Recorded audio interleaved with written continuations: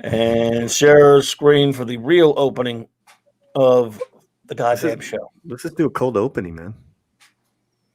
Yeah. Well, we're on now. We're on now. Share sound, Paulie. Share sound. Share sound is there. Okay. All right. Wait a minute. Hold on. Wow, we're really three old timers. Oh my God! Well, when I hit it the first time, I guess it just didn't hit. There we go. Hail everybody in the chat. Sorry I'm late, everyone. It's all Paulie's fault. No reason. All my fault. All his fault. It's really mine, but I'm blaming him. 42 years of mucous membrane getting clogged up. Getting excited because Christopher Reeves as Kal-El, son of Jor-El, the Superman, is coming to save us and to save the fandom. Hail! And the perfect foil in that movie, Gene Hackman. Yeah. All right, that's good. I don't want to get us a copy strike. Nah, well, right. Here we go again. Well, wow, he's really dropped down. Yeah. But I guess they can see us, and I guess they can hear us, whoever's in there. Yes. I'm going to be pissed off for a little bit while so you guys go on. Mm-hmm. No worries. We have here Super Paulie from Latino Slant. That's me. Clobberin Times and the great Tommy from the Tommy Guinea Pig Collective is willing to do the show. Nibble. I haven't streamed with Tommy in months, man. How are you, brother? Doing good. You know, it's actually, thank you for inviting me, Clobberin Times. It's really funny because today when I was cleaning my father's house, I stumbled across this old poster, one of the old posters that used to came with the cardboard backs, and it was like a reflective foil type of poster. Mm-hmm. And it was a big giant Superman standing there in his regular comic book pose and everything. And in the bottom corner, I had put a small Superman 1 foil sticker all the way on the bottom of Christopher Reeves as Superman. And I just happened to find that today. And then I seen that you guys are going to be talking about the first Superman. And I just thought that was so hilarious. And it was just such a weird coincidence. Excellent. This is completely last minute. So, any memories, any stories, we're open to it all tonight. Well, as I was saying in the practice round, that doesn't count now. In the preliminaries, I gotta go down. I'll be mad at myself later. I promise. Remind me to hate myself later. Hey, people are coming back. We have 5 people now. Oh, all right, cool. 3 likes. Sorry for the late start, everyone. In the 70s, leading up to the Superman the movie film by Richard Donner, and of course with the great Christopher Reeve. I actually said Reeves, and I never say that. That's how bad I am today. It's Reeve, everyone, by the way. George Reeves played him in the TV series. Right. Just to let you know. They had a lot of ads and promotionals and even contests to be in the film and all that stuff for years. And so we looked forward to that thing for years. It almost felt like it was never going to show up. And when I finally got to go to the theater in December of 1978, when I'm hearing that opening scrawl, and then when that John Williams music starts to build up, I'm getting a little excited. But when it builds up into a crescendo and that big, gigantic red ass blasts onto the screen, there's nothing in a movie that I've ever seen that tops it. That big, and then I knew that and every other of the 18 times I went to the theater to see it as a kid, it blew me away every time. Those opening credits are beautiful. That music, John Williams score is fantastic, and it just gets better and better. I love that film. Right on, man. Right on. Yeah, I mean, I remember getting my iron-on Superman shirt after seeing the movie and wearing it to death. You got to put on your own. You got to put the logo on, and you would steam iron it, and it would stay on your T-shirt. I don't know if you guys ever remember that. I didn't have that one, but I've seen them. Yeah. You know what I remember having a lot of, and I found it recently too, was all the old trading cards Had those. Oh Ooh. God, yes, and the Kryptonite rock too that was sold at the theaters. But you know what? Here's the funniest thing, and a lot of people don't talk about that. When Christopher played that part, Mhm. you know, a lot of people had questions about, well, is he big enough to play that role? But once Right. you've seen him up on the screen, nobody really questioned it anymore. Mhm. Everybody rolled with it, and they were like, yeah, he portrayed Superman the way he was supposed to be portrayed. He didn't have to look exactly like how he did in the comic books. His personality carried that character in the movie. Well, I pulled up some trivia on the film, and that's actually number 10 in this trivia, where they were saying that he wasn't exactly a shoe-in, like you said, and numerous other actors were considered, including Arnold That's right. Schwarzenegger. The unknown Reeve was finally cast after Robert Redford demanded too much money. Clint Eastwood became unavailable, and James Caan refused to wear the skin-tight spandex outfit. Can you imagine any of those guys? No. James Caan, hey Sonny, No. hey, I'm gonna get over here. I'm gonna kick your ass there, Lex Luthor. Go ahead, Lex. Make my day. Oh man, Come on, Lex. You're doing it all wrong. The kryptonite is the wrong color. This is no good. Get it out of here. Get it out. I mean, I think, I think the only one close would be Redford, because Redford's like the Brad Pitt of his time, and I guess he could have dyed his hair. But... yeah. I mean, he's got enough. You know who would have been good for the role if he actually had a good voice, which he really didn't. David Prowse. Prowse looked a little like he does look a little like Christopher Reeves, and definitely the build. He's a big dude. Yeah, but he had a real squankle voice, didn't he? Oh yeah, it was bad. Hey, everyone in the chat we're here on Clobberin Times' channel.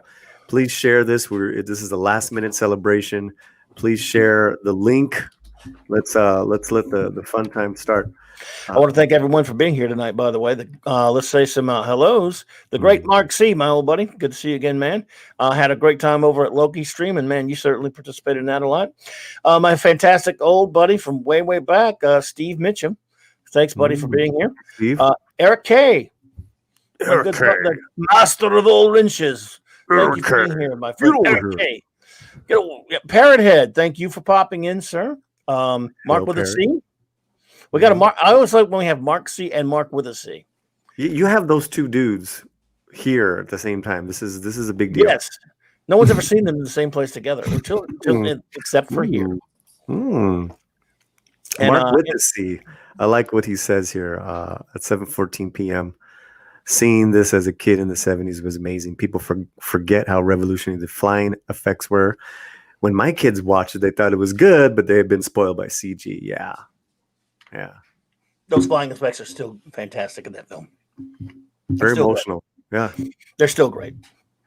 And they work for me. This is my all-time favorite superhero movie. It always will be. And I love some other ones. But this one, and again, for those who don't know, the Salkinds, you were talking about some of those terrible casting ideas. That's the mentality of these idiots. I mean, the Salkinds were a couple of dopes. And is that right? Oh my God, dude! They hired Mario Puzo, the writer of The Godfather, to write a script that was about 300 pages. And Richard Donner saw it and said, and they made because of the contract he had with them. Mario Puzo's name is still on the film, but almost none of it is in what he wrote is in the film. About that. He actually has a scene where he puts Kojak in there. Yes, they want Telly Savalas to be in there as Kojak. Because he was campy. He wanted to be like the Batman TV show, which I love and everything. But Richard Donner came along and he said this in many interviews. He said, this character is an icon. He's a legend. He should be treated with respect. And he was treated with respect in this film. Sure, Otis is a little about as campy as this thing gets. So Otis is great. What a great performance. But that's about as silly as it gets. Going back to the CGI and the fights, that's number 9, honestly, on this trivia, where the Superman flight, when the original Superman began pre-production, no one knew how to make Superman fly convincingly. The team tried everything from catapulting a dummy into the air, that never works, to piloting a remote control model and even making animated sequences. Ultimately, they settled on forward projection while using zoom lenses to create the illusion of movement while the act remained stationary. I mean, they did a great job. You will believe a man can fly. Those ads did not lie. They did not. I mean, and again, it was in the posters and in the TV ads. Back then, they didn't show a billion things from a movie. They show trailers, but when you see commercials and things like that, or even trailers, they'll give you snippets here and there. They don't give you everything. And it just was enough. They kept running these ads. Sometimes it would just show the S. It's like, you will believe a man can fly. It was pretty clever marketing for it. Well, I mean, not only that, but the one thing that they actually did right is they paid attention to the detail of the comics, and they tried to come as close to they can while incorporating this character into more of a real-world setting. Unlike some of the newer versions do, where they try to recast it in a more modern take on it, what they think it should look like now, instead of what it actually looked like in the comics. And I think that was another big difference back then, is you didn't have to have something look like it was on the street, as opposed to, well, this is what a superhero looks like in a comic book, and we're going to try to capture that feeling. They don't really do that, I don't think, with a lot of these newer takes in these newer movies. Well, Dips is a character that should never be grim and gritty at Superman, and that's what these people don't understand. It's fine to do that with some characters to a degree. They're still superheroes, and nowadays they make these things. I'm not going to get on a rant about the things I don't like about the new ones. But you don't want to hear me go on a Man of Steel. I do. I do it a lot, man. I want to hear you go on about Man of Steel. No, this is a celebration of 78, guys. I'm just saying that movie is, Man of Steel. All I'm saying is, why would you make a movie, quote unquote, ostensibly about Superman that's not kid friendly? Okay, so going back to everyone. Yeah, so there's some great points being made, and it shows you when you put up because this started a couple hours ago. I just put a post up on Twitter, just talking about I was 42 years ago today. I was 8. He was my everything. First was Rocky, then Luke and Kal-El. God bless those. God, I love those films. Superman, Christopher Reeves. For my little page, for John Talks to like my post, it's like, there's a lot. OG Star Wars, Clobberin times, Tommy, everyone is just like, yeah, man. And that's where I was like, you know what? Let's do a quick celebration, guys. Oh yeah. Let's pay some tribute to this was a visionary movie, man. There was nothing like it before. This was incredibly difficult to pull off. Well, I just want to add one more thing while we're all celebrating about this, and we're paying homage to it, and we're respecting and we're loving it. I just want to let you know in the background that the Guinea Pig Collective is actually working to assimilate both of you right now. So just like that girl in the one Superman movie that was trying to use her electronics to take over everything. Yeah, I'm right there with you. You will be assimilated. Resistance is futile. It's futile. You guys want some more trivia? Sure, go for it, man. Number 8 is Lex Luthor. Following the original film release, Gene Hackman became famous for his portrayal of the villain. However, he initially resisted the job for 2 reasons. He was worried it would damage his rep as a serious actor, and he didn't want to shave his mustache. He flat out refused to shave his head, though. So his natural hair was styled differently between scenes to suggest he was wearing wigs. I remember that. I remember that he didn't want to go bald. I remember hearing about that as a little kid. Oh yeah, yeah. Which is why you only get the one little bit glimpse of it at the end there in the prison. Hey, I'd like to point out something in the chat. That's a great scene. I'd like to point out something in the chat from Just Joe 47. He says, "Thanks to David Darth Vader Prowse for getting Reeves into shape and bulking him up to look like Soup's suit." I didn't actually know that. Yeah, that he trained him. You know what? Yeah, talk about that. I'm gonna try to pull it up because there's that workout video. Just Joe Jobber, good to see you, buddy. Thanks for popping in, man.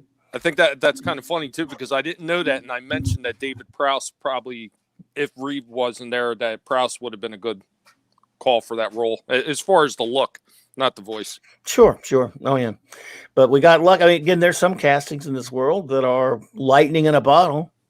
That's one of them. I mean, with Christopher Reeves is just I love George Reeves in the old show, but I was telling Paulie earlier, he's great, and I grew up with him. So for me to, I never thought I would replace anyone in my heart playing the character until I went to see the show. And I still love George Reeves. Don't get me wrong.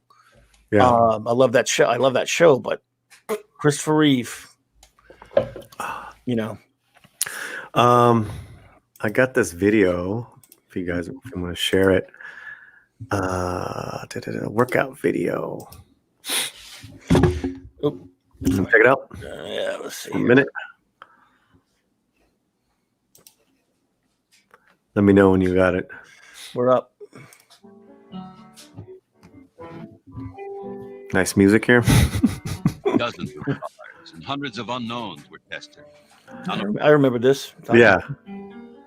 They kept coming back to a young man they'd seen earlier in their search, Christopher Reeve. He's playing the piano. It's hilarious. Yeah. At first, they'd considered him too young and maybe even too skinny, but his mature calm made a continuing impact.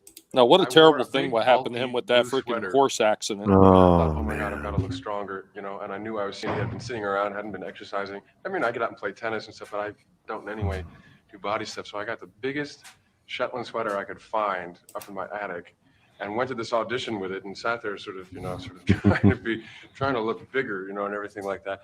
And it was Ilya Salkind and Vic Donner, who were the directors. And all they did, they put a pair of glasses on me and they sort of looked at me. And we talked about New York and blah, blah, blah, and nothing in particular, and I left. Mm-hmm. He got the part. He got the part with But that the problem voice. remained, he was too Yeah. slim. A padded uniform Yeah. was prepared for him. But Christopher Reeve Padded was uniform. determined to build up his own physique for real. So what The did point is that when I started, I was a string bean, and Superman's not a string bean. So already from the start, I eat 4 times a day. I tell you, I'm on a meat diet, protein diet, vitamin pills, nothing like steroids or anything like that. Yeah, so But, boys, pay attention. Soy is I not get going to eat make you as big. much of as anything that I Yeah, want. this is a non-soy The thing is, stream. on this part, particularly, you have to start from the outside and work in. You can But do you can have a all little soy the sauce interior with your work you Chinese wanna food do, once in and a it's while. still not Yeah, as and big I as don't care if Superman you claim it's a if you super don't have soy the physical diet. It's still not strength going to to go work. with it. The thing that No. happens is that the stronger I get, and I'm still not all that strong, but I'm mean- getting there. The stronger I get, the more it helps my mental attitude towards George the part. Reeves used What to sets do this Superman stuff apart too, is that right? He has the wisdom worked to out. use his power for Oh good. yeah, well, he was already a He big, has all kind of his a big powers, dude though. Yeah, but he's big barrel Wasn't chest. he like a He did wrestling carnival? around. He did some Maturity, wrestling. He's got the I innocence, thought he did really, some like carnival to look at lifting the too. world Yeah, very, Like very strongman simply. And that's stuff. what makes him so different. When he says, "I'm here to fight for truth, justice, and the American way," Yeah. everybody goes, but he's not kidding.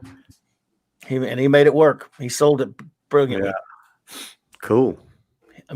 Great stuff, man. Well, Mark C. That's that's touching, and like Mark C. says, I was 5 years old. We were in Florida. I presume he means when he saw the film in Florida to bury my grandmother. At a time of great sadness, Christopher Reeve could make me smile. Absolutely, well, that's beautiful, man, and absolutely, that is he's done that. That's what these things are to us. And Donner wanted an unknown to play Superman, so that people will be thinking that Butch Cassidy was flying around. If I could say something to the chat, thanks. First of all, thanks for being here with us last minute. If you can, if you have a Superman movie memory, like we just read a couple, share them and we'll read them because these are awesome. These are great. Yes, Parrothead Kitty is part of a balanced diet. But that's true. Yeah, his roommate and his longtime friend was Robin Williams. That's right. Boy, the careers those two had. Yeah. God, man. Weren't they friends with John Belushi also? Both of them? Yeah. I mean, yeah. Well, a lot of those guys all ran in the same groups. A lot of them. Yeah. Yeah. I mean, John Belushi, got his start with the guys who, they started that magazine. National National Lampoon. Yeah, National Well, he was Lampoon. in Second City, wasn't he? Yeah. Yeah. Belushi, Yeah, and Christopher Reeve. Juilliard. This is just an example of a guy, and one of the things I loved about him was that, yes, he was not a comic book fan or anything like that. He never, was into comics, and when he got the role, he read some comics, of course, but he also he loved the role and he became very respectful of what the character means to people. That's the kind of guy he was. Can you imagine that in today? No, Like, not many. No, let's research the role for real and not just claim, oh, that's my favorite character of all times. Oh, yeah. You can tell when it's phony. Yeah, absolutely. And he, I get splinters every time I hear those type of things. I feel like I'm getting splinters or something. It's like plank of wood is just rubbing up against the screen or something. Well, he made no pretense that it was not his. It was not necessarily his bag. Comics weren't his bag, but he took the job and he learned. And again, he respected the legendary status of the character. Tell me, where did you share that poster photo? Did I see that on Twitter? I didn't post it because I actually just seen it today and I forgot to actually take a shot of it. I had a whole lot going on today, especially since there's like a nor'easter. It's supposed to be hitting this area sometime tomorrow. And it was like I had a million things on my mind and I forgot to take the shot. I will take the shot tomorrow when I go back over to the house and I'll make sure I DM it to you. That's cool. I forget if I'm following you on Twitter or not, Clobberin Times. I will have to check. I will. I think so. I might. I will definitely follow you. Give you a follow there, bud. Okay. Yeah, I'll make sure I send the picture to you too, because it's really interesting. I do remember having it as a kid, and I'm actually surprised it's still actually in the original seal that it came from the store in. Wow. So this is did you say this is a poster? It's like a poster. Like back then they used to do these posters where they were on cardboard and they were sealed in like the plastic. Sure. And, but it's really weird because it's almost like a foil. Like it almost looks like a foil, like a shiny foil. Like it's really weird. I haven't seen one of them since I was a little kid, and I know it was made. It was either made in the late 70s or early 80s. I'd love to see that. I've probably seen it a long time ago, but yeah, I would love to see that. It was art or it was photographer. Well, the main picture is the artwork of Superman, and like I said, in the bottom right hand corner of this thing, over top of the plastic that the picture was still sealed in, I put a Superman sticker. But it was one of the Superman stickers that was a reflective foil-backed stickers. Mm-hmm. So it shines just like the poster that it's on, which is kind of cool. Nice, man. Would love to see that. Chris Reeves was in his last year as Juilliard when an Irish kid from a crazy family was starting his first year. That was Kevin Conroy. Wow, Superman and Batman, the voice of the Bat, Kevin Conroy, attended Juilliard together. That's a nice little piece of info there, Mark C. Wow. Yep. That is cool, man. Thanks, buddy. Let's get another trivia movie about the movie, guys. Sure. The S symbol. Audiences have always accepted that the S on Superman's chest stands for, Superman, but Marlon Brando suggested that his character, Sue's father, Jor-El, was the same symbol, wear the same symbol on Krypton. Because of this addition, the S became accepted as Superman's Kryptonian family crest, depicting the House of El. In The Man of Steel in 2013, the symbol was redefined again to represent hope. Yes, it became an H. Add to that? Yeah, please. It became an H. Did it really? No, I'm just kidding. Remember, he said it was hope, so I'm like, okay, that's an S, but it's an H on Krypton, I guess. But no, I remember when I first saw the film, we were all puzzled by why does Jor-El have the S. So that's just something that was just done for the film. I don't know if it was Richard Donner's idea. I can't really remember, even though I have that old book, The Making of Superman. One day I'm going to try to get the great Jim Bowers on here, who was the expert of all things Superman films. We're friendly sometimes on Facebook. I'm going to try to get him. That guy's written books and does podcasts on those movies. He's the man. Oh, man. Yeah. Well, for some reason, I seem to recall something in the comic book where there was something in the pod with him. With that configuration that was he used cape? on his chest. Not the original comics or anything. That was, it was never that's just the movie. Was that a remake of the comics then? Years later? And they added that? It could be done in one of the many retcons, but before Superman the movie, if I remember correctly, and my memory is never all that stable these days, it was done, it was the family crest in that film, and we were a little puzzled by it. Now, the Answer Man, Bob Rozakis, in the old Ask the Answer Man column of DC Comics that ran for years in the back of DC comic books, pretty much said that, if I remember right. He said it was just this, it started for the movie, and he wasn't really sure why. Okay. Well, I mean, because obviously none of us were old enough to have the original Action Comics, so No, I'm sure Paulie has it though. No. I mean, maybe if Happy Dinosaur 8000 was here, he probably had an original copy. Oh. You know, being a really? dinosaur. You know, well, he's a dinosaur. He's been around forever. Yeah. Oh, there you go. That makes sense. Yeah, that makes sense. So yeah, it's he just put an S on there. Originally, Siegel and Schuster created him. I guess they weren't thinking. They just said they thought it would be good to have a symbol. And if it was ever made the family crest in a comic, I don't remember it ever being done in comics before the movie. So it was really the movie. Yeah, Who knows if it was there are Brando Superman or- experts that can tell us the affirmative on that. I'll look it up. I'll find out. Yeah, and this list I have is from watchmojo.com. So who knows, but so it seems a pretty interesting Yes. easy list. Speaking of Marlon Brando, legendary actor was paid $3.7 million and a percentage of the profits to play Jor-El over just 12 shooting days. But he refused to memorize his lines and instead read them off of things like the infant Kal-El's diaper. When several of his scenes were reused in the sequels, Brando happily sued producers for a share and brought his total compensation to $14 million for 10 minutes of footage. Yes, he. Go ahead. wow. I'm sorry. Go ahead, Tommy. Mark C actually says if he recalls correctly, his blanket was in the spacecraft with him. It was red and became Superman's cape. Yeah. This could have been DC revisionist history. No, Now, see, at the time, too, It's you true, gotta yeah. remember, like every single movie that came out wound up getting a comic book spinoff, Mhm. and they always tried to play it close to what was in the movie, Yeah. while trying to pay respect to the original comic too.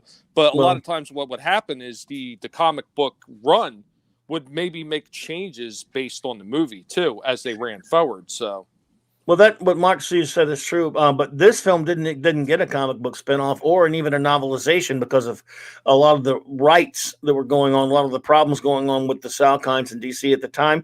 So what they did do, instead of printing, how they did novelizations of all the movies back then.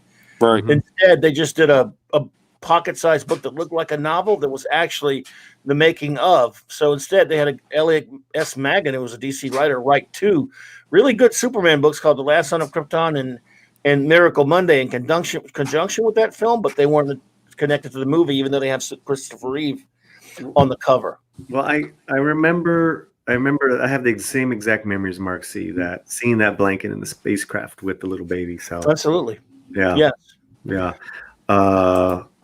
Yeah, Cool. sure. But yeah, that's all. That's absolutely true. So I the image that I put up on Twitter, I showed Mrs. Slant, and it melts a lot of hearts with women as well, because it's like, badass, it's sexy, but he's like, they're wearing the trunks, man. I said, yeah, boots, trunks, belts, capes. These guys don't wear these things anymore in these films. Nope. What the hell? Well, there's another funny thing to the S on his chest is kind of funny, and I always thought it was pretty hilarious.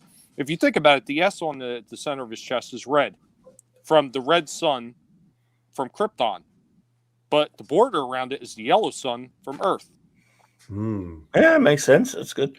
By the way, one other thing about Brando, we've had since Jobber said, as we found out about for the next 20 years, Brando spent that $14 million. Well, also a fun fact about that, making that film, like they said, he wouldn't even study his lines. He also wouldn't take his Rolex off. And you can see it in some cuts of the film. You're kidding me. Yep. Wow. He didn't spend all that money on burgers. He bought a pet monkey. Watch South Park. Oh, And then he went to do Apocalypse Now, but that's a whole nother story. So. yeah. No, And then he went, 20 years I later, think he really went crazy after doing that movie. that's probably what led him to do Dr. Moreau. Yeah. But yeah, he was the wacky one now. Yeah. What's got some more trivia there? Right. Number 5 is glowing Kryptonian clothing. Another major contribution to Superman lore was the film's alien depiction of Krypton, with the defining element being the glowing, otherworldly look of the costumes. To achieve this effect, the wardrobe department painstakingly sewed tiny glass balls onto the fabric made from the same reflective material used to produce movie screens. However, this was a fragile effect because simply the oily touch from the actor's hands was enough to ruin it. Oh, wow. Those are pretty amazing outfits. The ones on Krypton. Yeah. You know, that's one of the things going in as sort of something is even at that time, I was like 14 years old, a comic book purist, going, I didn't really warm up to quote unquote, as we called it, Crystal Krypton at first. We were always used to Buck Rogers / Gordon Krypton because that's what it looked like in the comic books. It's fine for a film, by the way, and I love it. It doesn't really hurt anything, but it did at first, all the crystal stuff, the crystalline theme to all the mechanisms and everything. And even later when, you get the Fortress of Solitude and it looks like it's from Krypton and stuff. Because it's a film, we accepted it. We were loving the film, but it always took me a while. I still prefer the comic book versions, but of course I would. So yeah, I guess Mark C was saying that the design of the Fortress of Solitude in the movie is iconic, and now that's the look in the comics. I guess they probably have started doing that. Yeah. Well, I said, a lot of stuff they wind up doing in the movies because they want to keep some kind of continuity. A lot of times they will actually adapt some of that stuff to the comic books. So. Well, now comic book characters are now movie characters, and nobody knows, and the comics guys, we both know, so we all know about the way these comics are, companies don't sell anything anymore. They're actually just movie characters now. So, and they spill, where when there was a time comic stuff would spill over into movies a little bit. Now the movie stuff is spilling over into comics a lot. Yeah, unfortunately. Yep. Because it really does hinder the creativity of these artists now, if they're working for the mainstream company. So, yeah, agreed. Heiress of Chaos. She loves your hat, Paulie. Yeah. He's the hat king, man. He's got a different hat every time. I bought this hat at the 99-cent store. It's a Santa cowboy hat. Yeah, man. I like it. I like it.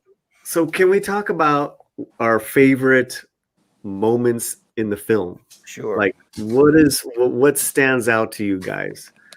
And then I want to talk about Margot Kidder. Okay. Go ahead, Tommy. I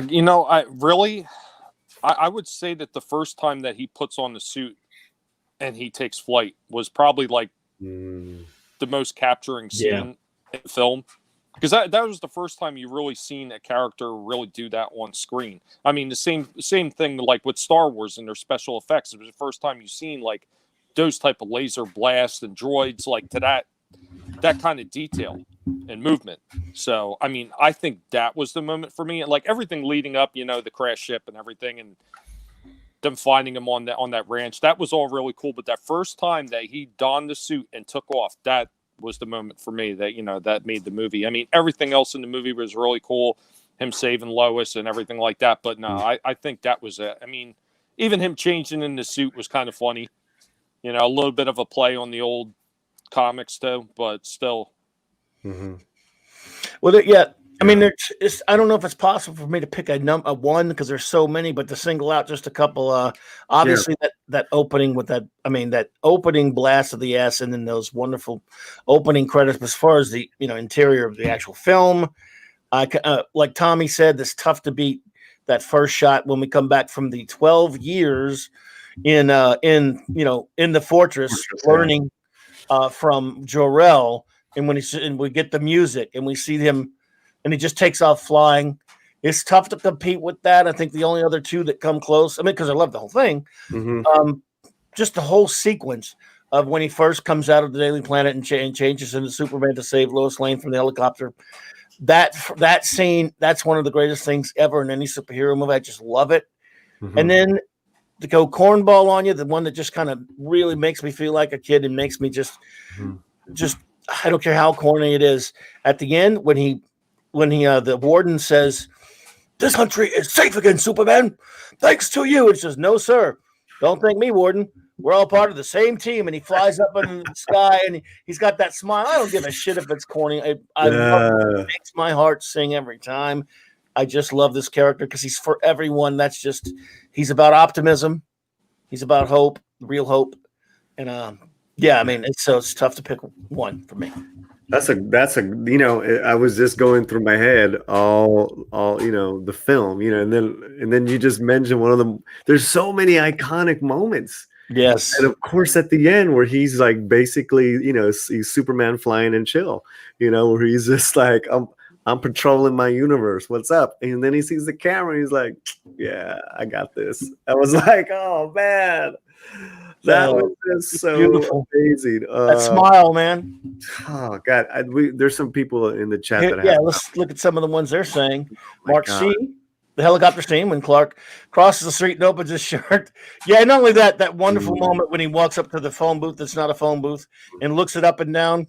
Because back then, for any kid watching it now would know what a phone booth is or a payphone is. Yeah, you know what? You ask a kid what a regular dial phone is, and they probably wouldn't know how to use one of them. That's beautiful. Yeah, exactly. That's a beautiful scene. And then, hey, Jim, woo, it's a bad outfit. It's a bad outfit, Jack. Woo. That ain't no phone. It ain't got an antenna. And when he catches the helicopter, who cares that it would have broke off? He says, when she says, you easy miss, I've got you. She says, you've got me. Who's got you? I mean, just the whole thing is perfection. Mm-hmm. The whole scene. Yeah, and that is a great moment. Let's see what else. Mark C's funny. I mean, yeah, Steve Mitchum says bad vibrations. Yeah, bad vibrations was funny. Yeah, actually, also, I just love the scene when he stands there and the guy on the building, goes, hi there, something wrong with the elevator? I love it. Man. There's so many of these moments, right? And everyone don't look, fly. Don't look. Just fly. Yeah. Oh, yeah. I ain't saying what. Just no, yeah. Because before that, remember the line, what the hell happened? We got our engine back? Okay, so I got one.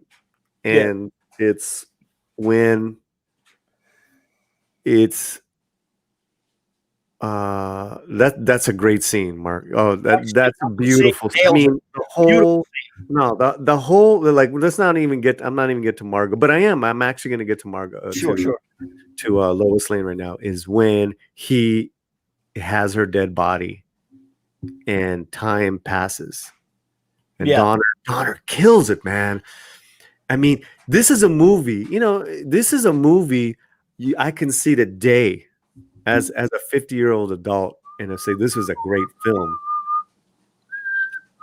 Uh-oh. Say, Jim, that's a bad outfit. Okay, all right, come on. Give me my moment here, Tommy. So they're in the desert. The Lois's body is dead, and time's passing. They're cross-fading, desert and all that stuff, and then he just realizes it and he loses his shit. But it starts off as a very vulnerable. No. Oh and man, that actor, dude.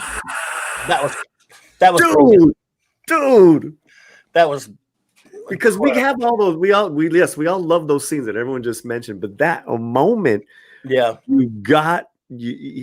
That was a Christopher Reeves moment, man, where he just, oh man, this is a super being you did not want to mess with, and then he reversed time.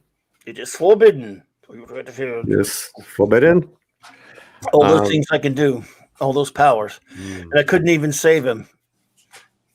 Yeah, Mom, Pa can't. And even the time spent with his mom, Ma Kent, Phyllis Thaxter, with that sweeping scene that they're in is it beautiful cornfield? Yes. Oh my God, that music is so brilliant, dude. How about you, Tommy? Anything else?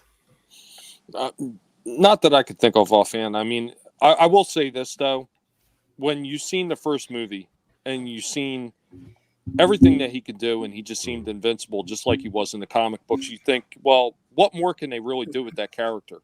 and they actually outdid themselves with the second one. I mean, I don't want to really go on the second one very much, but I mean, I think it's really telling that they were able to take the character in a direction where he had to become a hero all over again, like he did in the first one, in a completely different way. So I thought that was interesting. I would speak to what we should all at least speak to what Mark would see said, because it's a great point. That is one of the best acted scenes, if not the best, when he just very subtly transforms from Clark to Superman back to Clark when he wants to tell Lois who he is after the scene. He's taking off his glasses. That's brilliant. It's brilliant, and it's so well done. She was brilliant. I mean, Margot. I mean, did she pass away? Yes, a few years. Years ago now. I know she led a tough life, but there was, that and in Amityville Horror and Superman 2. She had a nice run where she was just this sexy mama, sexy lady. But that interview scene on her patio, and then they go for a fly. Yeah. Can I make a confession here that's going to make me a soy boy? Yeah. I don't hate the flying scene with that music or anything like so many guys make fun of you for. I've heard so many guys, I love the movie, but I fucking hate it. It's so girly and so romantic. I don't know. I think it's a beautiful scene. I don't know why people hate it so much. I mean, yeah, it's romancy stuff, and I'm not a guy that likes that kind of stuff usually, but I think it's well done. I think it's really well done. Well, it works on a couple levels, right? Like the romance, but also too that she's just in awe of this god, Yeah. I mean, it's a pretty incredible sequence, pretty cool scene, Yeah, absolutely. And it was I don't know. I don't know why people hate it so much. Can You Read My Mind is still the music to it, especially not just her little voiceover, but is really, again, all of that is part of the score, which is really great. So and again, it's not the kind of thing that overtook the film.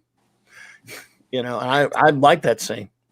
Steve Mitchum's got all the lines down from. Yeah, he got all the lines.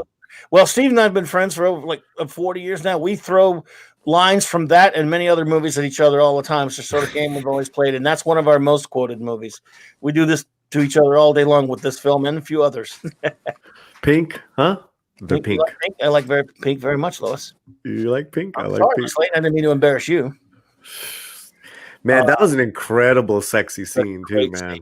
Scene. Oh, so well done. There was a lot going on there. He's like, "Yeah, I like Pink." Do you have a boy? Do you have a girlfriend? She said, "No, I don't. But if I did, you'd be the first to know about it, Miss Lane." Yeah. Yeah. I mean, I never had problems with her. I mean, it was a great chemistry, romance. I mean, again, name me something like that, right? Name me Tommy, name me a superhero movie that's got what Superman had since then. That kind of heart and soul, not many. I don't know. I didn't watch them. I watched a little bit of Man of Soy, and I didn't care for it very much. And I didn't watch Batman vs Superman. I didn't watch whatever that Justice League or whatever you want to call it. I didn't watch that trash either. I just was not interested. Not interested at all. I like that. It's funny, man. Yeah, I told you Tommy's the man. I like it. Well, it's like you said, there's such a heart and charm to it. There've been a couple of superhero films that had that kind of quality. Not as good necessarily as that, but The Rocketeer is a film that really gets to the heartstrings. I love that one. It's underrated. As far as just a really great superhero film that hits on all levels and is a cut above Captain America: The Winter Soldier is one of those. I'm talking Superman the movie for me. Well, you know what? That's pretty good though. Like for the films, I would say of all these, films, Iron Man 1, Robert Downey, was a great superhero. Was good, did a great job, and the romance with him and Pepper Potts was all right. From the comics, so yeah. And I'm just saying, how do you compare to that chemistry of those two in that film? And then what's the other one I'm thinking of? I mean, honestly, Chris Pine and what he did with Captain America, You and mean then Evans? Yeah.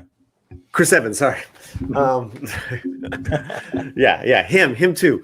And what he did with his work as Captain America and the romance that he had with In the first Avenger, with Peggy Carter. yeah, but that went full circle at the end of the Avengers. Well, yeah, Did you see Endgame. Endgame? Unfortunately, yeah, it did. That was a real sweet, real moment because there had been so much invested since the first Avenger, since Captain America. So that was a kind of a good romance. Well, I mean, there was if you want to talk about just different movies where romances actually came into play through the movie, and it actually took most of the movie to get there. You got to look at Sarah Connor in the first Terminator with Reese. You got to look at Kate Beckinsale in Underworld. How about that? You got to take it somewhere. How about it, Tommy? Oh shit! Got to take it somewhere nasty. Think about that, brother. Justice League. Justice League is a bad book with your great Lord. It actually gives us, yeah. But yeah, I mean, I agree with that. Actually, it's a stupid movie, but there's scenes when Cavill, who was a good casting choice, actually got to act like Superman a little bit at the end. It's too bad it was in that movie. Well, Cavill and Affleck. Choice. I mean, yeah, they got to act like their characters. Those two are probably the best, casted superheroes since Reeve. I think. Yeah. I love Chris Evans as Cap. I think he's perfect as Cap. Yeah. Again, a lot of people make fun of him like he's wooden or whatever. Captain America is a stoic guy. Captain America's kind of a stoic guy he's supposed to be. Yeah. And he plays it very well. Yeah. Yeah. So, even though Endgame pissed me off a lot. Well, you know what? Really, a lot of people shit on Captain America: The First Avenger, but I really think he captured the character pretty much like how it was in the comic book. I mean, not perfectly, but pretty damn close. Oh, and it's the same thing what Christopher Reeve did with Superman. He captured the essence of the character, and I think that's a lot of thing. One of the big things that a lot of these other actors kind of miss a little bit. Now, you can't say anything about Cavill not being a good actor because I mean, I have never played The Witcher. I've never read the books. I watched the show on Netflix, and I can't say I was blown away by it. It was still pretty good and it was enjoyable. And that's coming from somebody that knows nothing about the franchise. Yeah. So I like him. Yeah. I'm sure with a better writer, a better script, maybe he could have did Superman better, but I have no doubt about it. I mean, again, it probably won't happen with Jar Jar Abrams in command, but that's another story. But Christopher Reeve, to me, will always be the gold standard as a casting of a superhero. Yeah. Yeah, and I'm highly critical of 2, 3, and 4. I hate Superman 2. You've heard me rail about it, and Superman 3 and 4. But I love the Richard Pryor. Oh, come on! And his computer. Come on now, shoot! Come on now. Captain America and Wonder Woman, both movies with a beautiful woman crying over a guy named Steve who's flying a plane to sacrifice himself to save others. I like it. Fair enough. Yeah. No, there's hope still. I mean, Wonder Woman was pretty decent. No, God, what the hell was the Bionic Woman's name? Because Lindsay Wagner wasn't the $1 Million Man? Wasn't his name Steve too? Lee Majors, Steve Austin, Steve Austin, yeah. There's another Steve. Yeah, a lot of Steves. That's a lot of Steves. Damn Steves. Back to the film, guys, because we're talking about the 1978. Movie Superman. Let's talk about his costume. Superman's spandex outfit was originally supposed to be a much darker blue. However, that blue matched the color of the special effects screen, so the costume basically disappeared. Because of the limitations of the 1978 technology, the costume also appeared turquoise during many flying scenes. Eventually, the suit was darkened. And in 2013, it was dramatically revised for Man of Steel. So, yeah. Whatever. Yeah. I love Christopher Reeve's costume. See, and that's another thing. It really makes me sick when people make fun of and they run down the costume with the trunks and they make fun of the trunks and they call it underwear and all this kind of bullshit. Screw them. It really makes for a great breaking up of the colors. When you have it all one color, It never. Well, obviously, granted, it comes from 50-something years of looking at the costume one way and like, loving it one way. It just never works for that body condom he was wearing in those in the in Man of Steel and such doesn't work for me. But it was, and even in the comics they changed it a little bit before that. So screw the people who make fun of the trunks, and that's what they are. They're not underwear; they're trunks. Well, you know what? It's really funny. Is Mark C actually said it. Mark C actually said it earlier in the chat. He said he would like to see these people who piss and moan about the trunks go into a WWE locker room and talk about that. Oh yeah. Yep. Absolutely right, Mark C. Mrs. Slant loved Christopher Reeves and loved those trunks. So there was a lot going on because it takes a lot to pull off trunks. You know what I mean? Yeah. As far as acting and all stuff. No soy. No soy, man. Come on, Pattinson. Get it together, brother. I've always had an unprovable theory about costume superheroes, and it's pretty geeky, but because, and when I say unprovable, we obviously are never going to have people who can fly and move battleships, right? However, if a guy could really do that in real life, no one would think the costume was silly. They would think this costume is a symbol, and they would see it like, that looks pretty cool, that costume. If I could do that stuff, I would stand out as well. Yeah. And something dinged. I like to correct that Nigel movie guy. Was it Otisville or Otis Berg? Otis Berg, sir. Yes, Otis Berg. By the way, welcome that Nigel movie guy. Yeah, hail. Yeah. It is Otisburg. Otisburg.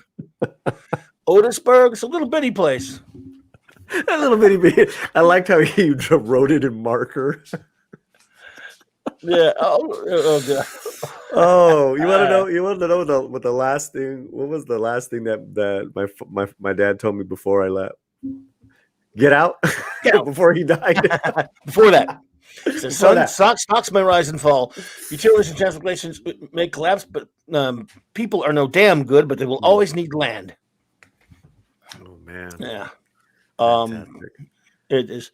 Yeah, and again, they did add a bit of a comedic slant to the villains, to Hackman, but he's still terrific. And I mean, he's still the comic book. See, the comic book Luthor at the time was still the mad scientist Luthor. Later, and I'm not going after. It was still eccentric. Yeah, I'm not attacking my buddy Mark C on this because we've talked about the Burn Luthor. The Burn Luthor was more the corporate one. He was not the corporate Luthor. He was hiding underground. He was in hiding because he was a well-known criminal. And but still, they added kind of a humorous slant to him, and the real estate thing and all that kind of stuff. And then in the second film, he was. I guess he wasn't really bald in that either. I don't know. But yeah, I mean, so there's some differences there. But he was still. With Gene Hackman. So he's bringing a lot of complexity to anything he does, as he did with that role. That he can, I remember, of course, laughing with the banter of Ned Beatty and Gene Hackman, but then also just being, when he turns his face on, Gene Hackman can scare you. As a little 8-year-old kid, but I probably should see his performance again. That'd be nice to see. It's been a while since I've seen the film. You made me want to, after doing this tomorrow, I'm thinking I'm just going to watch the whole thing again. And I mean the network version, 4 friggin' hours long. What? Well, I love theatrical, but after the movie came out. Okay, well, yeah, Marv Wolfman did, but it was, I still think it was Burns' idea, man. But okay, yes. After the film ran in theaters, when it finally went on ABC, I don't know if you remember, but they added a whole bunch of scenes to it. It ran it on 2 different nights. I can vaguely remember that. Yeah, and I have that. They just you can get a Blu-ray really cheap, and of the special versions of it. And let's see here. Would you like to see a long arm, Otis? So yeah, because at the time, in the theatrical version, we don't get to see the scene where he's walking through the bullets and the fire and the ice. Are you familiar? I'm sure you're familiar with that scene, right? I'm sorry, say that again. I was looking at my DVD collection to see if I had it. When he first goes into Luthor's lair down in the subway. Yeah. You know how he shoots bullets at him and fires in ice and fire and all that stuff? Mm-hmm. That's not in the theatrical version. That's on TV. That was the TV added to TV later. And that's why I was so excited to see that. Okay, so do you have that? You have that version? Oh yeah, I have that. You can get that's easily. You can easily get that on Blu-ray, the special edition. I'll find your link and send it to you if you have it. Yeah. And they're cheap too. I remember also being really scared and fascinated by when he went underneath and he kind of healed the San Andreas fault. That was pretty dope. That was pretty cool. God, that's a great scene, man. Yeah, that is a great scene. You know, yeah, it was just something to marvel at, the way they filmed when he was, flexing his powers, man. Well, Richard Donner, man. Well, you're talking about marveling at the way they did things back then. I mean, that movie, you got to remember too, and for those that don't know, they actually came out with these movies. It would take a year, sometimes a year and a half, maybe even up to 2 years before these movies would actually wind up hitting like regular primetime TV on NBC and stuff like that. Man. Yeah, so it was a major event. It wasn't like today where you get a movie and a few months later people are crying for special editions and everything like that, and then they get thrown at them. It wasn't like that back then. They had to wait for that stuff. And people were happy with what they had prior to that, and they didn't cry about it. And when they got the extras, they, were very thankful that they got them. I mean, it's a little bit different. I mean, a lot of these movies today, when they come out, it's almost like video games. It feels like there's something missing. I mean, you could probably attribute that to that last one that just came out. I hear people like streaming about that Cyberpunk game. Everybody's pissing about how that's like incomplete, but I mean, it's the same thing. They took pride in the movie that they were making, and they made a product that everybody enjoyed, and they were willing to wait that extra time to possibly see extras. Mark C, dude, I didn't mean to get you going, man. Just messing with you. I asked for forgiveness. I hope I didn't make you mad, man. Don't be mad at me. Don't hurt me. Yeah, he never played. Hurt him later, man. Hurt him later. Hurt me later. No, Mark C's my buddy. He knows I can't even mention burn without him jumping down my throat. Okay, fact check, true. Mark C. When Steve Mitchell talking about Miss Tessmacher. Yeah, that's also a scene that was added to TV. I mean, Mark C knows I love him. Just her on the screen, man. That was like a real thing for boys, for men. So sexy woman back then. Could you say that was the original Taking Boys to Men? Valerie Perrine. Valerie Perrine, yeah. She was fantastic. And then, of course, by the way, there's also, have any of you seen, I mean, we're not talking about Superman 2 tonight, but did you see the Donner cut? Because it's relevant to the first one. Yeah, it's been a while. Yeah, it's been a while. And I remember when I was little, and at that time I was able to go to movies by myself. And this was Superman 2. And I saw it in Westwood Village, which is like really close to Hollywood. And I was 11. And at the end, it ends, and then the credits and the lights come up, and someone starts screaming about Richard Donner was it was a pro Richard Donner guy. And I was like, what is this guy saying? He did get screwed pretty bad. Yeah, like he got screwed on Richard Donner. And I'm like 11 years old by myself. I'm like, oh God, really? Yeah, but that was like, and that's like, in a nice area of town, it was just like, the best movie theaters were just like, was a great place. I saw it at the Westwood Village theater, movie theater, which is like more, you see that theater and the architecture of that theater in a lot of films. And I remember going, and I saw it there. I saw it in a lot of places. Westwood Village had about a dozen movie theaters within about a five to 6 block radius circle. So everything from Empire Strikes Back all the way to Karate Kid, those years, I would see all those movies there, and including Superman. And I remember the Superman the huge poster that they had along the face of the theater, and at that time the theater was a man's national, and it was huge glass, kind of like open aquarium, style, where you see the two levels of people walking. It was like kind of the first of its kind to be like one of a multiplex, and it was a big S. I enjoy having the network version of Superman, but it works with commercial breaks. Watching it all at once, it doesn't flow. The special edition with the gauntlet scene is my preferred version. And yeah, I guess I still love watching theatrical, but I guess just I like having those added scenes in there. But I see what Mark C is saying on that one. And as a lot of people may or may not know, the Salkinds tried to film two movies at the same time. Right. As they've done a few years earlier with the films, I don't know if you're familiar with the films from the 70s called The Three Musketeers and The Four Musketeers. They got in trouble for that because they filmed a whole bunch of stuff and then split it into two movies and paid everybody for working on one movie. And they tried to pull that crap with Superman 1 and 2. And Richard Donner and a whole lot of other people weren't having it. So a lot of what you see in Superman 2, some of it was by Donner, a lot of it was by Donner, and was filmed at the same time. And of course, Richard Lester came back and finished it. And David and Leslie Newman came in and messed around with the script a lot more. And there was a lot of the high camp stuff comes from Richard Lester. So that's why I have a lot of problems with that film. So just a little to let everyone know. I mean, Yeah. How about Superman in the movie as a teenager? Jeff East, dubbed over by Christopher Reeve, though. Yeah. I like. It was kind of funny looking now, but I liked it when he was running. Yes, it does look funny, but still, yeah, it's such a great scene. You kind of go, all right. Right. Yeah, I liked it when he train hopped. Yeah.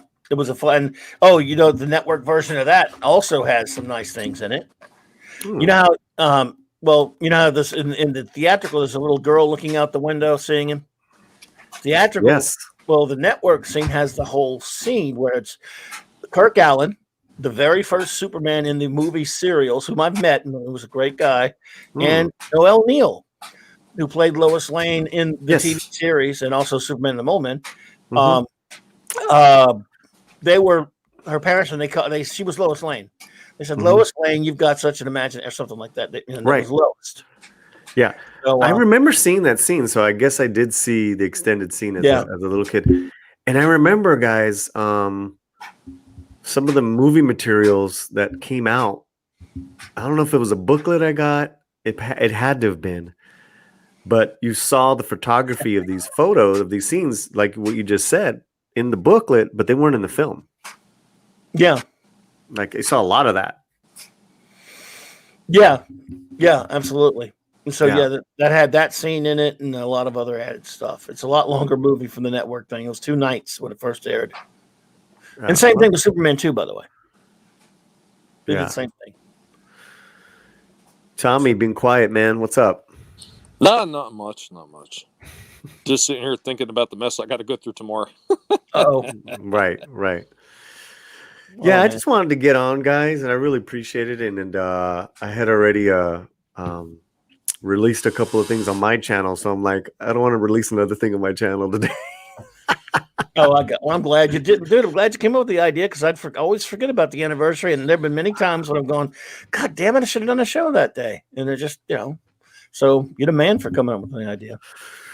Well, I just remember it being like that run for me, from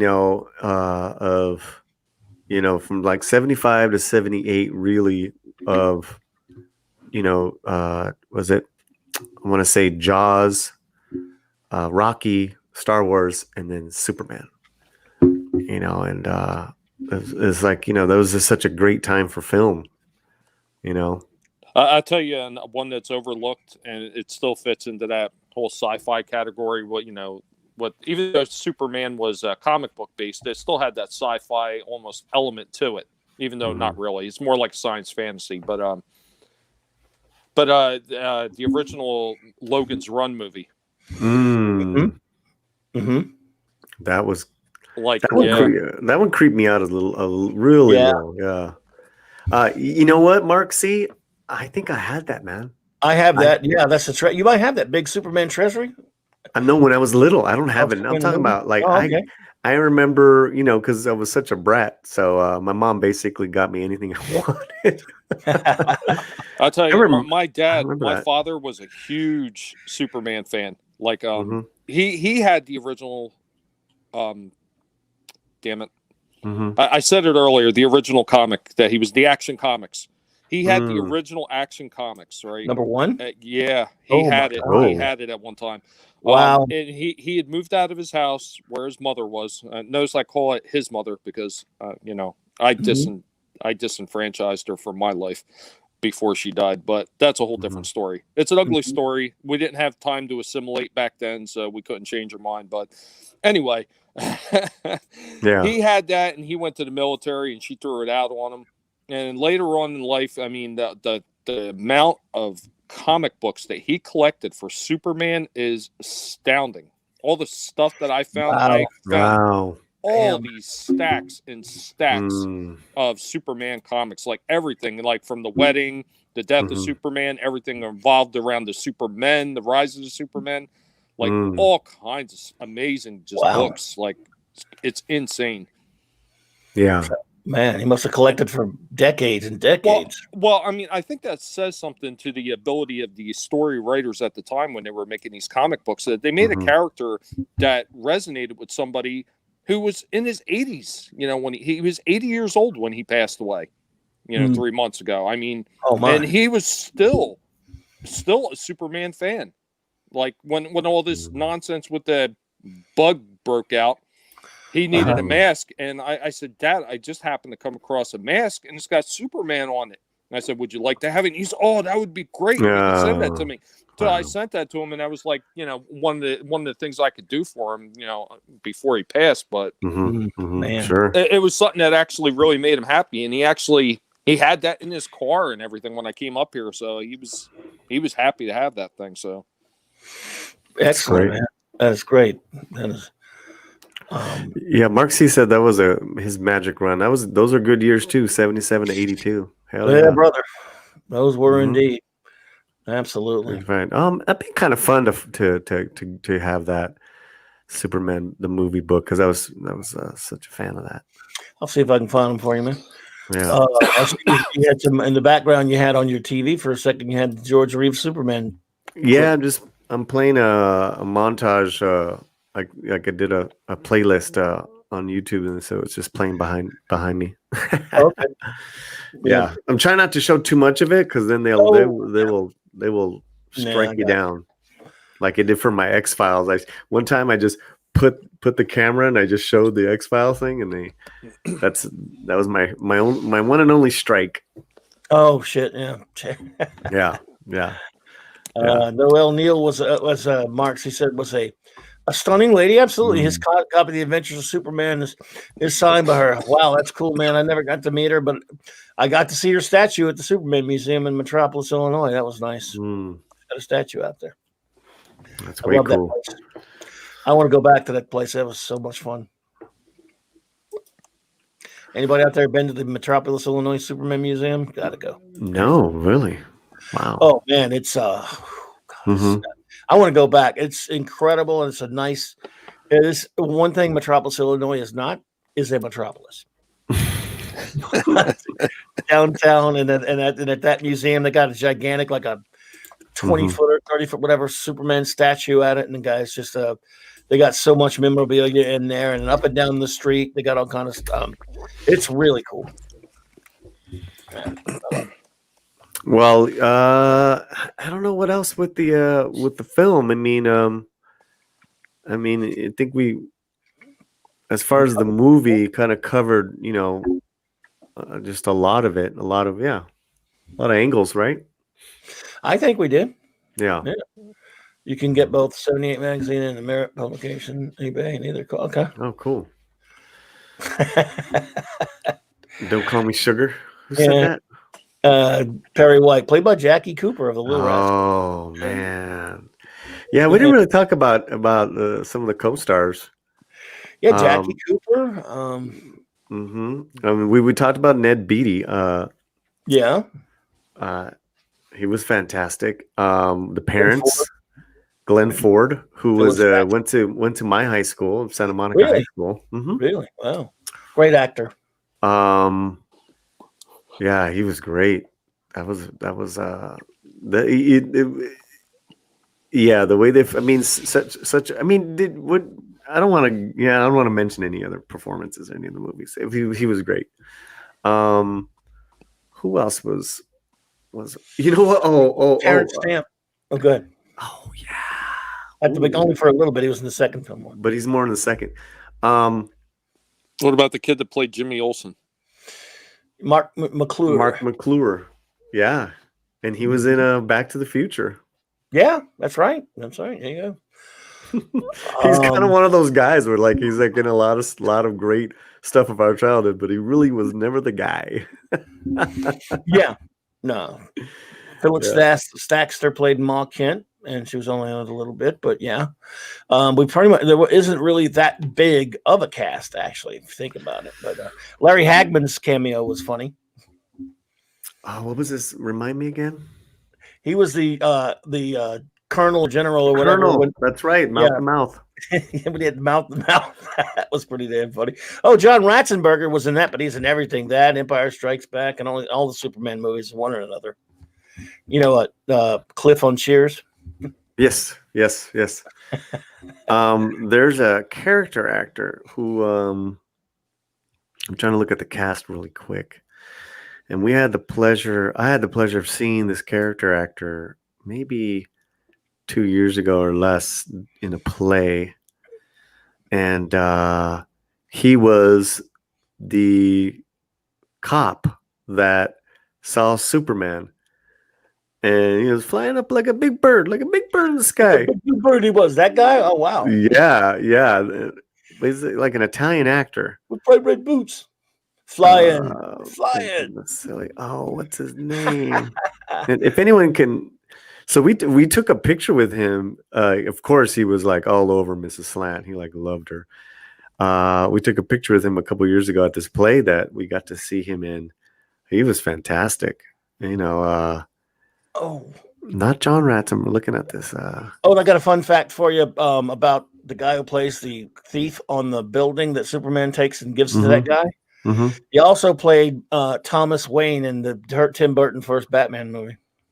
Forget the guy's name, David Race or something. I can't remember his name. Oh, I wish I could. But he had a connection. That's cool.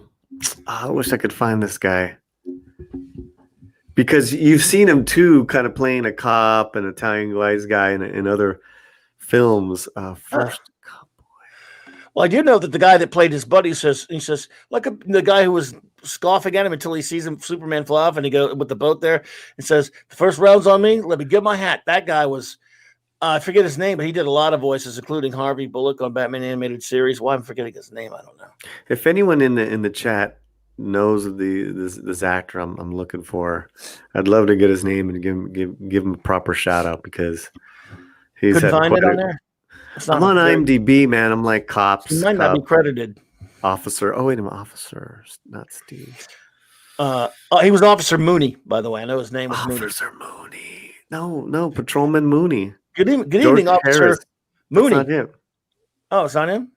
Officer Mooney. Is he the guy who was, no, he was the guy at the station. Mooney was the guy who telling said, him. "Let me get my hat." The guy who said, "He said, you sounds like you've been starting already. You know, you go to the bar. I'll meet you there myself." And then he sees. That's the guy. Yeah, he did the voice of Bullock on the Batman animated series. It's not coming up, or maybe it's another actor because they're saying Desk Sergeant. Yeah, he had some lines. First rounds on me. Let me get my hat. You know what? It's not working out. you knew, but you knew him not. No, he's in it. He's in it. It's just you know, I'm not seeing his name. Drawing a blank. Dang it! What's such an Italian name, and he's such a you know, you would see like, oh yeah, that guy. I think I know how to find out. Anyways, anyone in the chat? Because I've been I looking can at find out. IMDb. Let's see here. Let me give me a sec. I'll find it. Susanna York, yeah. Oh yeah, that's right. Wasn't she in Logan's Run? Or no? Susanna York, I remember, was a very young Susanna York. She played the daughter of Sir Thomas More, I believe, in Men for All Seasons, the mid-'60s movie with Robert Shaw and what was that gentleman's name? He was a lead actor in A Man of All Seasons. A very young Susanna York played the daughter. That was a really Randy. Was it Robert Costanzo? That's him, dude. That's Robert Costanzo. Yeah. Okay, you know what? We gotta share his photo, man. You got a photo? I could try right now. I just found the him. So I tracked him via Batman the Animated Series. You were the man. Let me find so Tommy, Robert Costanzo acted in a play, and it was set in New York. Die Hard 2 also. Right? Yeah. It was set in like a few years after 9/11, and in the play, there was a 9/11. It was a very powerful play, but he owns the bar. God, that was a great play, man. Death Sergeant. Here we go. Let me find it. I got it right now. Let me pull it up. Randy Jugensen. Robert Costanzo. And he's still acting, man. All right. See it now? I see you. I see the yeah. There he is. That's him. There he is. You met him, huh? Cool. Mm-hmm. Yeah, he was in Die Hard 2, Die Harder, or whatever you want to call it. Yeah, pull up that like the third row, the second to the left photo. Let's see. Third row down, second. Yeah, that one. That one there? No, the second to the left. Oh, like second. by himself. There you go. People can see him a little bit more. Yeah. There you go. Cool. So he was a cool dude, huh? Great guy. And kind of, like what you saw on film, like that's his act, like his accent, his demeanor, that's him. Yeah. So, yep. And Mrs. Slant grew up in Jersey, New York, so it's like, she could dip right into that whole vibe real quick. Yeah. Oh yeah, there you go. Well, yeah, that's him. All right, man. And I always remembered when he did the voice of Bullock. I always remembered it was the guy because I've seen Superman so many times. I go, that's that voice. And then Die Hard. Yeah, he's got a great voice. It's just amazing. I'm going back on Twitter that so many they're getting so many likes on this initial post, and people posting and putting up images of Christopher Reeves flying, and it's just freaking Mark C. You guys are forgetting the Superman the movie's highest paid co-star, the box of Cheerios on the Kent's channel. I remember that box of Cheerios. Ma Kent put it right there on the table, right in front of the camera. Yeah, that's funny. Flying. Merchandising. Yep. Product placement. Yeah. Great film, man. Great film. It is just, I never tire of it. I can't even tell you. I mean, like I said, 18 or plus times in the theater when it came out, but how many times I've watched it after that, I can't even calculate. I was to a point where I would make excuses to go stay with my grandmother, because at that point I couldn't drive yet. So, and when she asked me what I would want to do, I said I want to be dropped off at the movie theater on Saturday. When she dropped me off on Saturdays, I watched that a couple of times and maybe go watch something else. But just stay there all day, and sometimes with cousins or stuff, but sometimes just by myself. I just couldn't get enough of it. Yeah. Yeah. Well, thanks a lot for doing this, man. I'm glad you came up with the idea, bro. I really appreciate it, man. And you are super Paulie for a reason, bro. So you think we should just go ahead and wrap it up and say our goodbyes? Or Tommy, did you have anything else to add, or what? No. I think we touched on everything, really. Yeah. I think we did some for an off the cuff thing. Covered some cool stuff on it. Absolutely. I mean, Yeah. And Tommy, I want to thank you for coming in, man. It's good to see you. It's good to hang with you, bud. I appreciate the invite. Hey, I don't get a chance to really jump on as many streams since I'm still up here dealing with all this mess in New Jersey, you know. Mhm. Oh Lord, But, yeah, I hear you, man. But yeah, man, I really do appreciate it. It's always nice to be able to get on and chat with people. You know, it's great being able to chat again with Paulie. I mean, it's been a while, Yep. bro. I know, Nice, man. man. I know, man. I know Clobberin times. I know I seen you around a bunch of times, but yeah, first time we had a chance to really chat about anything. Well, I'm glad we got a chance to meet, man. We will do it again, sir. Everyone, I want to thank you for being here with us tonight on this impromptu but amazingly fun stream. That we all thank the great Paulie from Latino Slant for coming up with the idea. If you have not followed and subscribed to his channel, please do. The link to his channel is in my description below, as well as a whole bunch of other channels for some great YouTube friends. Please check all of those out. They're all great channels, and and give them some support and give them some subs. Got all kind of stuff planned coming up this week, or at least Saturday night. The wonderful Raquel Briggs and I will be doing a Star Trek show, and then we got Saturday nights will always be Star Trek with Raquel and I, starting in January. Nice. And all kind of comic stuff coming up too, of course. So I'm not going to skip on the comics. My good buddy Mark C and I will do some more stuff soon. I want to thank Mark C, buddy. I always appreciate you stopping by, my friend. Mark with a C as well. Hey, one day we'll have the battle of the Mark C's, the Mark with the C's. We'll see. We'll have a face off. My great buddy Steve Mitchum. Thanks for being here, buddy. Eric K, not with a K, just K. Was here. Good to see, thank you for popping in, my friend. Let's see. I hope I don't forget anyone, man. You know how I am with my memory. Parrot Head, Nigel, the movie guy. Nigel, the movie guy. Thank you. Nice to meet you, sir. Yeah, he's really cool on my channel. He comes by a lot. Eric K. I think you got everyone. Just Joe 47. My buddy. Yeah, Jobber. Thank you, buddy, for being here.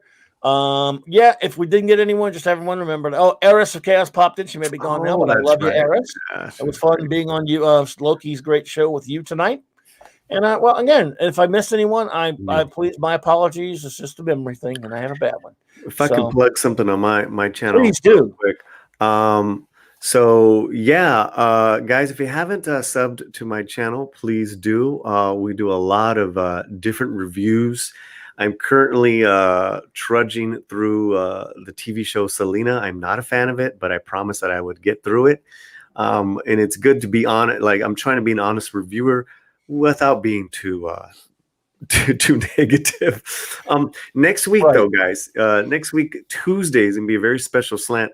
We're going to do a year in review through the photographer of JC Castellanos, and he has amazing photos that he's been taking all year long.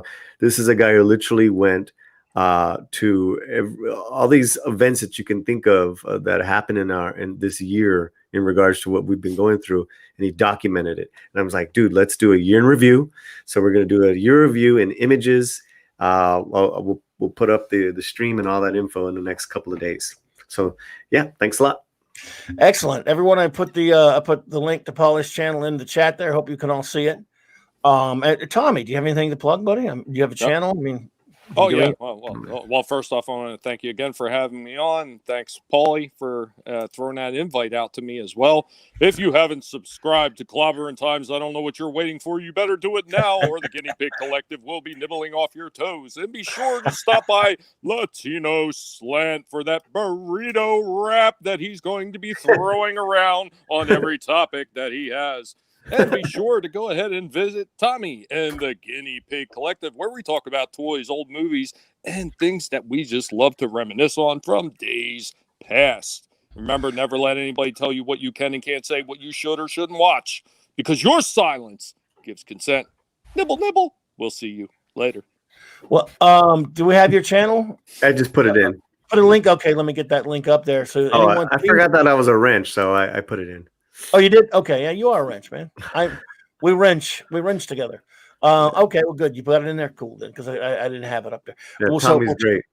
Tommy, you're a sporting gentleman, and we appreciate you hanging out with us tonight. But I'm glad you showed up with us, and thank you all again. This is a topic near and dear to my heart, and yet here I was totally forgetting it again. So, thanks to the great Super Paulie. the master of Vigilante Williamson, Captain. Just we're at the end of it, buddy, but I still appreciate you popping in. And Vigilante Williamson. By the way, there's a link to Vigilante Williamson's great channel in the description. Also, please go give him a sub and support. Take care, everybody. Good night, everyone. And well, boom.